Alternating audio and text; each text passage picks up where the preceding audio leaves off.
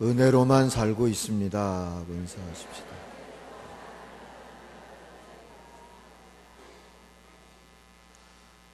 우리 교회는 회개연도를 12월에 시작하거든요.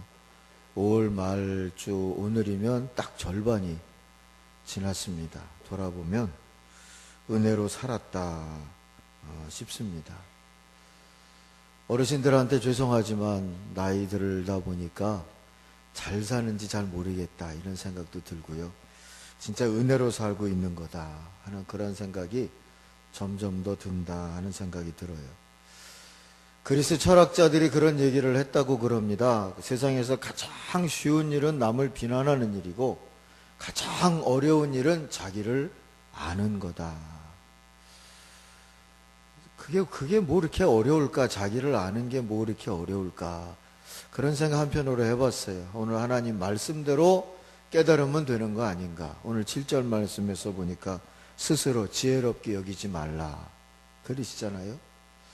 아마 여기서 오늘 오신 분들 중에서 자기 자신이 지혜롭다 이렇게 생각하시는 분 손 들어보라고 그러면 안 들 것 같아요. 혹 그렇게 생각해도 여기서 들겠습니까? 별로 들지 않을 것 같은데, 그렇다고 그래서 당신같이 바보같이 살면 안 될 거라고 한마디 하면 아마 기분 나빠서 교회 안 나오지 않을까, 그런 생각도 해봅니다. 아는 것 같아도 인정하는 것, 그렇게 쉬운 것은 아닌 것 같아요. 은혜로만 정말 살고 있고 나의 지혜로 살지 않는다, 내가 똑똑해서 여기까지 온 거 아니다, 오직 하나님의 은혜다, 이렇게 생각한다면 있는 게 감사뿐이어야죠. 있는 게 기쁨뿐이어야죠. 근데 우리 속에 불평도 있잖아요. 원망도 있잖아요. 꼴 보기 싫은 사람도 있잖아요. 세상 돌아가는 꼴이 저래서는 안 될 것 같다 싶지 않습니까? 나라면 더 잘할 것 같다 싶기도 하고요. 어쩌다 저런 사람들과 동시대를 살아가나, 이런 생각도 우리들이 가지게 되지 않습니까? 이게 다 어디서 오겠어요? 그래도 나는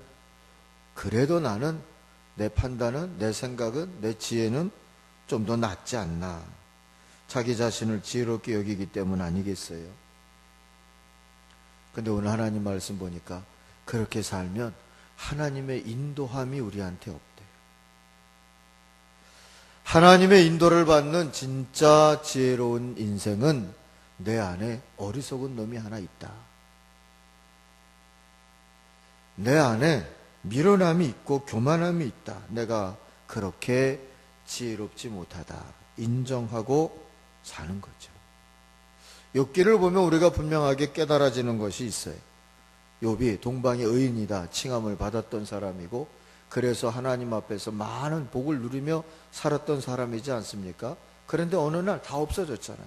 자식들 다 죽고, 사업은 다 망하고, 아내도 떠나고, 가정도 깨지고, 자기는 병을 얻어서 기왓장을 가지고 자기 몸을 긁으면서 살아가는 노숙자같이 되어져 버린 인생이었어요. 그래도 처음에는 멋진 얘기 했어요. 어머니 뱃속에서 나올 때도 빈손이고 갈 때도 빈손일 터인데 주신 분도 하나님이시고 거두시는 분도 하나님이신데 오직 하나님은 하나님 하신 일로 영광을 받기를 원합니다. 그리고 성경 보니까 입술로 죄를 짓지 않았다 그러잖아요. 멋있잖아요. 말은 그렇게 하고 고백은 그렇게 했는데 마음에 맺힌 것이 있었어요. 풀리지 않았어요. 거기다 친구랍시고 와가지고 하나님이 괜히 이런 고난을 주겠느냐? 잘 생각해봐라. 너 죄진 거 많으니까 이렇지.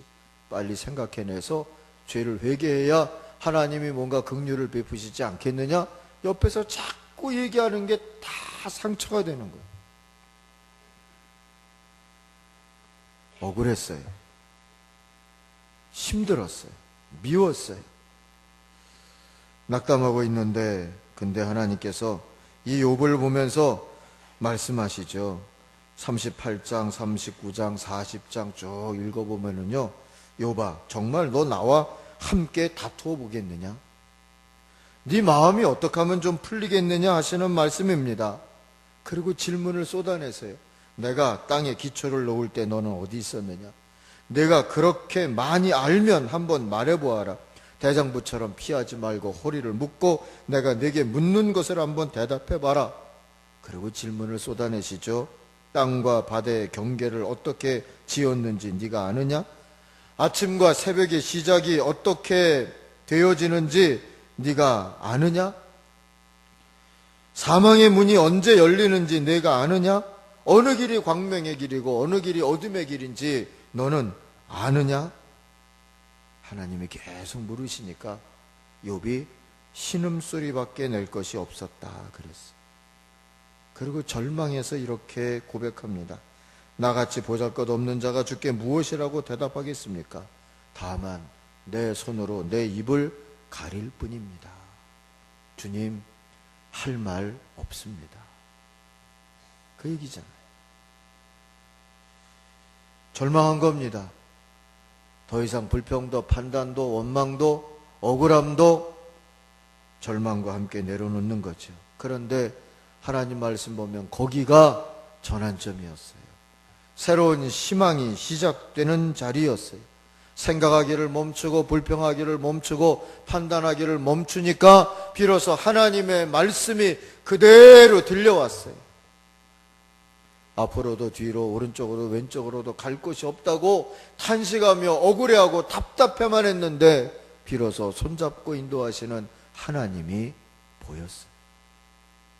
그동안 듣지도 않았고 보지도 않았고 하나님이 함께 가시는 걸 알지도 못했는데 이제 내가 절망하고 보니까 비로소 주님이 보입니다. 주님이 들립니다. 그게 여러분 희망의 시작이었어요. 고인이 된 함석헌 선생님이 그런 얘기를 남겨주었어요. 희망은 진짜 절망하는 사람만이 찾을 수 있다. 무슨 소리겠어요?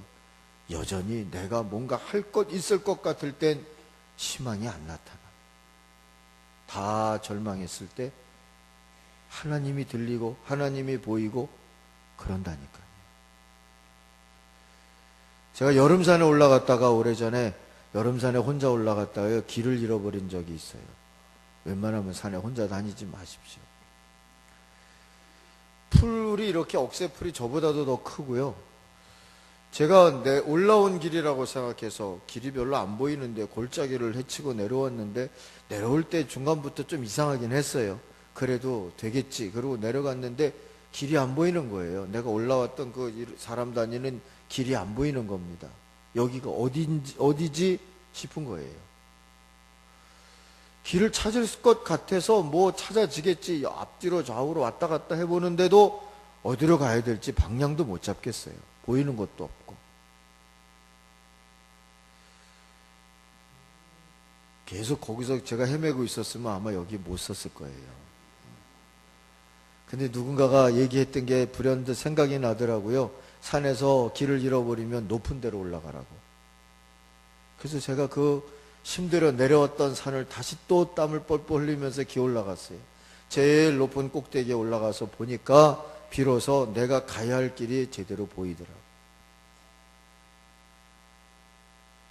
성도 여러분, 지혜로 산다는 건 하나님의 인도함을 받으며 산다는 것이 그런 거 아니겠습니까? 우리가 스스로의 판단과 스스로의 생각을 초점으로 두고 살 때에는 보이지 않아요. 찾아지지 않아요. 길이 없다 싶을 수밖에 없어요. 그런데 다시 한번 창조주 하나님으로부터 시작하면, 하나님께 올라가 하나님으로부터 시작하면 우리 길이 보이게 되어질 줄 믿습니다. 하나님의 인도하심을 경험하게 될 줄로 믿습니다. 그러니 하나님 앞에서 괜히 똑똑한 적, 나도 뭔가 생각이 있는 것처럼 계획이 있는 것처럼 왜 이대로 안 해주느냐고 불평하는 것처럼 살 까닭이 없습니다. 오늘 6절 말씀을 한번 보세요. 너는 범사에 그를 인정하라. 그리하면 내 길을 지도하시리라. 모든 일에 하나님이 나보다 의로우시고 하나님이 나보다 지혜로우시고 하나님이 나보다 나를 더 사랑하신다는 것을 인정하시기를 주의 이름으로 축원합니다. 그럴 때 5절 말씀처럼 우리가 마음을 다하여 여호와를 신뢰하고 자신의 명철을 의지하지 않음으로써 우리 길이 복되고 지혜롭고 의로운 길을 걷게 될 줄 믿습니다. 그렇게 하나님을 인정하고 산다는 것이 어떻게 사는 거겠습니까? 오늘 두 번째로 우리가 말씀을 통해 받을 교훈입니다. 3절을 주목해서 여러분 한번 보시면은요, 인자와 진리가 내게서 떠나지 말게 하고 그것을 내 목에 매며 내 마음판에 새기라. 그리하면 하나님과 사람들 앞에 은혜와 은총과 귀중히 여김을 받으리라. 하나님이 은혜 주시고 사람들이 귀하게 줄 수 있는 삶, 제법 잘 사는 거잖아요. 그 삶이 어떻게 이루어진다고요? 인자와 진리를 마음에서 떠나지 않게 해라. 어느 정도로? 목에 메고 끌고 가듯이, 마음에 절대로 잊혀지지 않게 새겨지듯이. 여러분, 짐승 끌고 갈 때 뒷다리 잡고 끌고 가지 않잖아요. 목을 메고 끌고 가야 끌려오는 거죠. 비석에 글자를 세워놓으면 천년 만년 그냥 남아있는 것들 있잖아요. 인자와 진리가 나를 끌고 가고 인자와 진리가 내 마음판에 새겨져 있게 만들라고 그럽니다. 인자와 진리는 하나님께서 우리를 사랑하시고 인도하시는 양식이에요. 변하지 않는 사랑, 우리를 늘 구원의 길로 인도하는 진리, 그 진리 안에서 우리를 자유롭게 하심으로 세상의 유혹과 모든 어리석음에서 자유롭게 해주시는 그 진리로 우리를 인도해 주시죠. 우리가 하나님을 사랑하고 하나님께 영광 돌릴 수 있는 예배의 방식도 인자와 진리예요.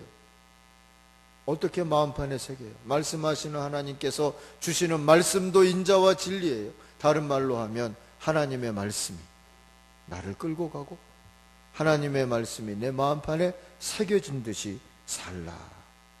그게 나를 지혜롭다 여기지 아니하고 모든 일에 하나님을 인정하는 삶의 방식인 줄 믿습니다. 스타킹이라는 프로그램에 몇 년 전에 고딩 파바로티라고 하는 아주 노래 잘하는 고등학생 나와가지고 주목을 받은 적이 있어요. 그 동영상이 알려져가지고 그 학교도 가고 또 독일에 유학할 길도 생기고 성악가로 지금 이름을 날리기 시작을 하면서 뭐 영화도 나왔다고 그래요. 파바로티라고 하는 영화의 실제 주인공이 그 김호중이라는 학생인데요. 그의 사연이 같이 알려지면서 많은 사람들이 안타까워한 적이 있었죠. 초등학교 때 부모는 집을 나가고 할머니가 혼자서 이 아이를 키웠는데, 그러니 뭐 노는 거 좋아하고 중학교 다닐 때는 소위 일진이라는 그룹하고 함께 다니면서 몸에 문신도 새기고 뭐 이것저것 다 해보고 이러면서 살아가는데, 어느 날 그 한 분밖에 없는 피부치 할머니가 대장암으로 돌아가셨어요. 돌아가시기 전에 유언을 남기는데, 야 호중아, 내가 하늘나라 가서도 너를 지켜볼 테니 똑바로 살아라. 그렇게 말씀하셨대요. 그게 마음에 남았어요. 그걸 우리가 훈계라고 그래요. 마음의 책찍질이죠. 그게 마음에 남았어요. 그래서 그 말씀이, 할머니의 말씀이 자기를 훈계했어요. 책찍질했어요. 이렇게 세웠고 열심을 내게 했고, 그래 공부해봐야지. 열심히 공부하고 자기 재능도 찾아서 스타킹도 나와보고 뭐 이러다 보니까 길이 열리게 되었어요. 할머니의 말씀도 마음의 훈계로 삼으면 인생이 달라질 수 있어요. 하물며 아들 예수 그리스도를 피 흘려 죽게 하심으로 우리를 구원하신 사랑의 하나님이신데, 그 하나님의 말씀을 마음에 새기고 목에 매여 그 말씀이 나를 끌고 가는 인생으로 산다면 우리 인생이 얼마나 새롭고 귀하고 하나님께서 허락하신 생명의 목적을 이루는 그 삶을 살 수 있지 않겠습니까? 성도 여러분, 하나님의 말씀을 이해하려고 하지 말고 다루려고 하지 말고 적용하려고 하지 말고 하나님의 말씀이 나를 끌고 가는 인생이 되기를 소망하시길 주의 이름으로 축원합니다. 그렇게 사신 분이 몇 주 전에 우리 교회 오셔서 한번 설교하신 적이 있어요. 월드비전의 전 회장님이신 박종삼 목사님이 우리 오베베 때 한번 와서 설교하신 거 기억하시죠? 오베베 안 오셨으면 모르시겠지만 오신 분들 기억하실지 모르겠어요. 이분이 황해도 신천이 고향이신 분이세요. 그 황해도 신천, 우리 장로님, 은퇴 장로님 한 분도 거기가 고향이신데요. 거기가 이 남쪽으로 얘기하면 지리산 쪽 비슷해서요. 뭐 우익 좌익 빨치산들이 서로 그 싸우고 죽이고 많은 기독교인들이 죽고 피해를 보고 그리고 이 피난 오고 그랬던 지역이에요. 형제가 한 10명쯤 되는데 넌 남자니까 빨리 먼저 갔으면 좋겠다. 그래서 친구들 몇 명하고 배를 타고 인천 앞바다로 피난을 나왔다는 겁니다. 그런데 그 배가 인천 앞바다와 못 미쳐서 침몰을 했어요. 야, 이제는 죽나 보다 싶은데 어머니 아버지가 기도하던 것이 생각이 나서 기도해야 되겠다. 그래서 기도했답니다. 하나님 살려주시면 주님을 위해서 살겠습니다. 그 말이 뭔지도 모르고 부모님들도 그렇게 기도했다 싶으니까 기도했대요. 근데 그 배가 인천 앞바다 이작도 앞에서 좌초가 되면서 거기서 헤엄쳐서 겨울바다를 헤엄쳐서 다 구사일생으로 살아나오게 되었다는 겁니다. 살아난 다음에 하나님이 응답하셨다 싶어서 나보다 더 어려운 사람 위해서 제 생명을 쓰겠습니다. 그렇게 또 하나님 앞에 서원하고 기도했다는 거예요. 근데 전쟁통에 혼자 살기가 얼마나 힘들겠습니까? 그때가 만 14살 때였다고 그러니까 중학교 3학년쯤 됐던 때 아니겠어요? 미군 부대를 따라다니면서 허드렛 일을 해주고 먹을 것도 얻어먹고 돈도 좀 받고 그러면 기도한 게 생각나서 같은 피난민들 더 어려운 사람들한테 그 돈을 주기도 하고 이러면서 살았어요. 한 번은 서대문 어딘선가 밥 피어슨 목사님이 집회를 한다. 외국인이 집회를 하니까 가면은 무슨 치즈든 쪽거리시든 뭔가 있지 않을까 싶어서 갔답니다. 그분이 피어선 선교사 님이신데요. 피어선 신학교 세우고 그 신학교에 그가 발전한 게 지금 평택대학이 되어 있는 그 신학교를 세운 선교사님 집회인데요. 갔는데 초콜릿이나 치즈는 안 주고 설교를 얼마나 길게 하는지 춥고 배고프고 심겨운데 어쨌든 그런 기억밖에 안 남았는데 그래도 말씀 한마디가 마음에 남았대요. 하나님 우리를 버리지 아니하시고 예수 그리스도로 찾아오셔서 우리 함께 하신다. 그분을 의지하고 살아가면 고난도 하나님께서 하나님의 뜻을 이루기 위해 쓰실 것이다. 하나님이 도와주실 것이다. 주님만 의지하고 살자. 그게 마음에 남았어요. 그게 훈계가 되었어요. 어려울 때마다 내 안에 주님이 계신다 했지. 주님이 날 도우신다고 했지. 이 고난도 다 쓸 때가 있어서 나를 지으시고 만드시고 구원하신 하나님의 뜻을 이루게 하는데 쓰인다고 했지. 이게 마음에 남았어요. 전쟁이 끝나고 휴전이 되었는데 고향은 갈 길이 없고 공부라도 해야 되겠구나 하는 생각이 들어서 살아남으려면 그러다 2년의 세월이 지났는데 날 좀 받아주세요 하고 서울시내 학교들을 돌아다녔는데도 아무도 받아주는 데가 없었답니다. 근데 저 왕십리에 학교가 있었다는데요. 한영고등학교인가에서 받아줬대요. 그래서 서대문 어느 쪽에 토굴에 땅굴에 살면서요. 그 왕십리까지 걸어 다녔대요. 학교를. 맨발로. 겨울에도. 배고프면 지나다니면서 시장통에서 배추 시래기를 주워다가 그걸 끓여가지고 꿀꿀이죽처럼 해가지고 그거 먹고 그리고도 열심히 공부를 해서 고등학교 3학년 때는 전교 1등을 했답니다. 그리고 서울대 치대를 가고요. 졸업하고 치과 의사가 되었는데 다른 사람을 위해서 살려면 좀 더 알아야 되겠다 싶어서 장신대 가서 신학을 공부하고 미국 가서 신학과 사회사업을 공부하고 그리고 돌아와서 광주에 땅을 좀 사가지고 유치장에서 나온 20대, 10대 젊은 아이들 다시 그 길로 가지 않도록 모아서 그들의 아버지 노릇해주고 그들을 아들 삼아서 살았다는 겁니다. 숭실대 사회사업가를 만들고 거기서 강의를 하면서 교수 월급을 받은 것은 다 그 아이들에게 쏟아부으면서 살았대요. 평생 결혼 안 하고 독신으로. 뭐 때문에 그 인생을 그렇게 살 수 있었겠어요? 자기 마음 가운데 간직해 놓은 그 말씀. 그것이 훈계가 되고 그게 책찍질 되어서 어찌 생각해보면 잘 먹고 잘 살기를 하고 사는 사람보다 훨씬 잘 살았다 얘기할 수 있지 않겠습니까? 그 잘 사는 길이 어디 있어요? 훈계. 내 마음 가운데 새겨둔 하나님의 말씀이 있는 줄 믿습니다.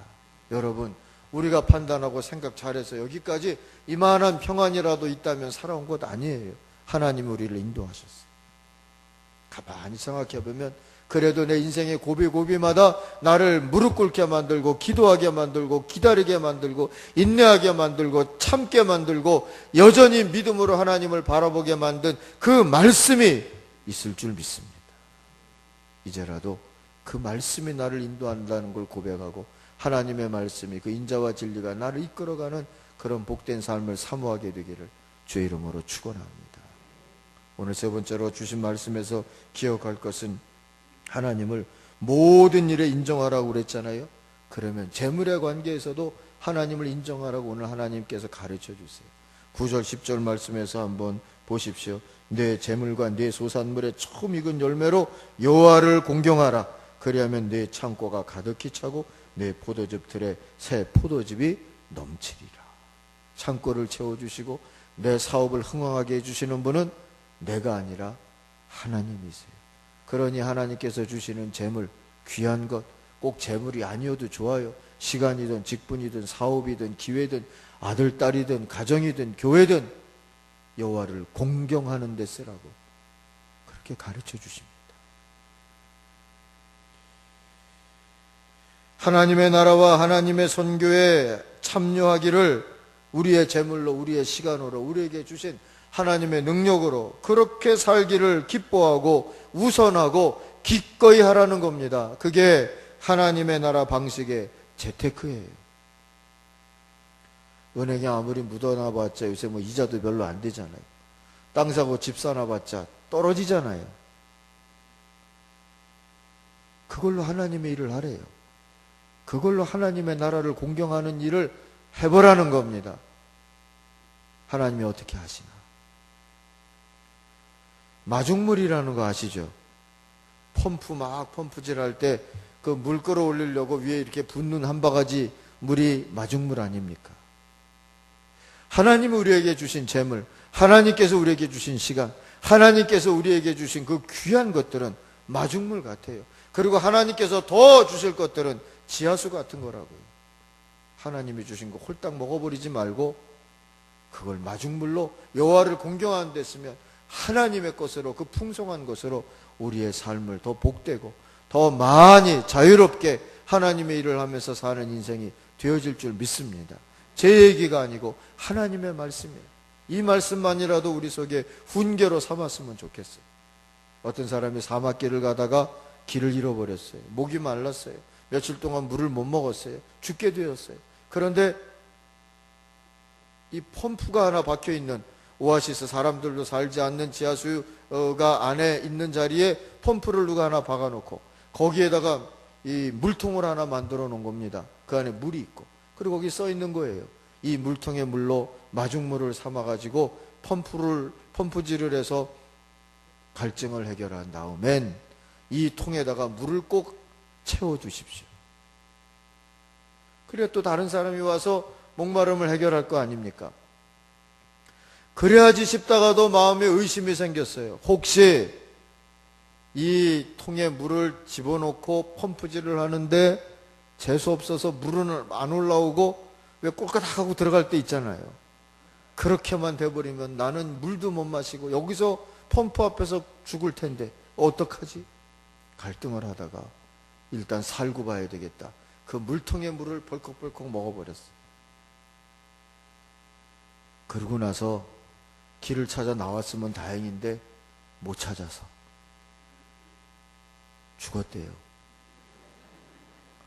그리고 그 사막도 그 펌프가 있는 땅도 죽은 땅이 되어버리고 만 거죠.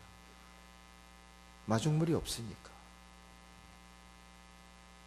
성도 여러분, 우리에게 하나님이 주신 마중물과 같은 그 귀중한 거 그냥 홀딱 마셔버리고 먹어버리면 이렇게 되기가 쉬워요.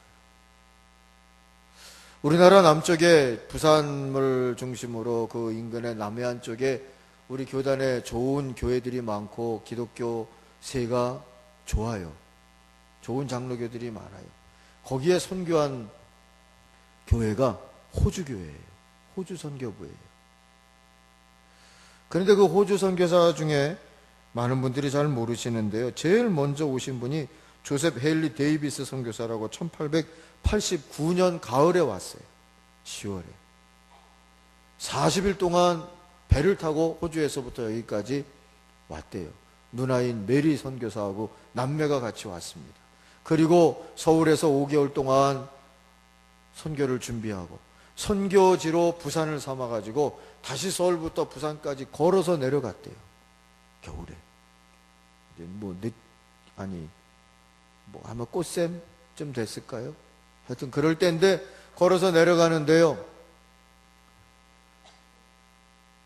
제대로 먹지 못하고 춥고 그러니까 그랬겠죠. 감기 걸리고 그게 폐렴이 되고 천연두까지 전염이 되어서 부산까지 가보지도 못하고 대구에서 알아 누웠다가 죽었어요.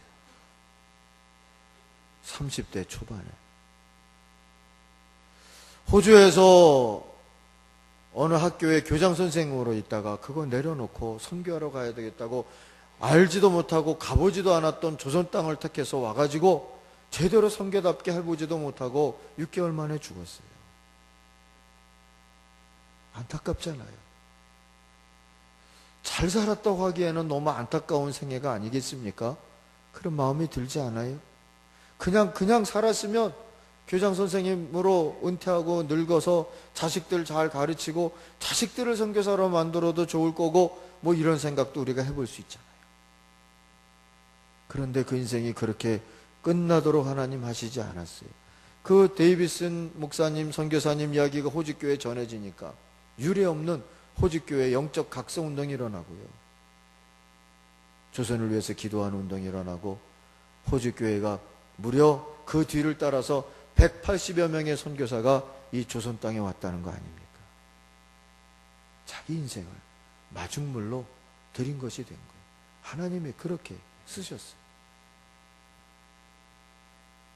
살면 나이 들어서 교장 선생으로 은퇴하면서 자식들 보면서 잘 살겠다, 그걸 누가 보장할 수 있어요? 오늘 하나님 앞에서 깨달아지는 대로 귀중한 것으로 하나님을 공경하며 살 때 그걸 잘 사는 길이 되도록 하나님이 축복하시고 인도하실 줄 믿습니다.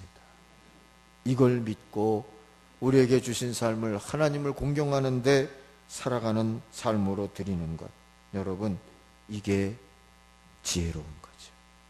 이게 잘 사는 거죠. 이게 하나님의 인자와 진리를 마음으로 간직하고 살아가는 거죠. 그때 하나님께서 우리를 복되게 인도하실 줄 믿습니다. 사랑하는 성도 여러분, 이 한 해 또 반년을 정말 잘 살아야 되지 않겠습니까? 아니, 우리에게 주신 남은 생애를 진짜 잘 살아야 되지 않겠습니까? 내가 지혜롭다 생각하지 말고, 이래야 한다, 저래야 된다, 너무 많이 복잡하게 머리 쓰고 살지 마시고, 하나님이 모든 일 속에 나보다 지혜로우시며 의로우시니 말씀하옵소서 주의 종이 듣겠나이다. 그렇게 사실 수 있기를 바랍니다. 깨달아지는 말씀이 있거든 그 말씀을 붙들고 가슴에 새기고 그 말씀으로 책찍질을 삼아서 나를 훈계하면서 내 인생을 일으켜 세우고 주님 손 붙들고 저는 다리에 힘을 내어서 주님 따라가는 인생으로 살아가시기를 바랍니다. 하나님이 주시는 귀한 것이 있거든 먹어버리자 이러지 마시고 하나님을 공경하는데 드리면서 그 모습으로 내 인생을, 내 남은 삶을, 내 가족과 가정을, 교회를, 우리에게 주신 귀한 것들의 미래를 하나님이 어떻게 복되게 하시는가 보실 수 있는, 그리고 하나님께 더 크게 영광 돌리며 사실 수 있는 하나님의 자녀들이 다 되시길 주의 이름으로 축원합니다. 기도하겠습니다. 아버지 하나님, 미련하고 어리석기 짝이 없는 우리들, 잘한다고 선택하고 잘한다고 결단하고 잘한다고 주장하고 잘한다고 고집 피우는 것이 때로 하나님 나와 남을 힘들고 어렵게 만들고 하나님의 영광을 가리울 때도 없지 않았음을 고백 아니할 수 없습니다. 그럼에도 우리를 버리지 아니하시고 외면하지 아니하시고 책망만 하지 아니하시고 우리를 손잡아 주시며 인도하시기를 기뻐하시는 아버지 하나님, 주님 의지하고 바라보며 모든 일에 주님만 인정하며 살게 해 주시옵소서. 하나님이 인도하여 주심을 기뻐할 수 있게 하여 주시옵소서.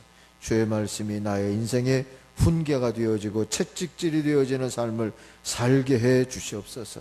하나님이 주신 이 복된 인생의 것들을 하나님을 공경하는 데 쓰면서 더 복되고 귀한 하나님께 영광 돌리는 인생으로 살게 하여 주시옵소서. 우리 인도하실 줄 믿고 예수님 이름으로 기도하옵나이다. 아멘.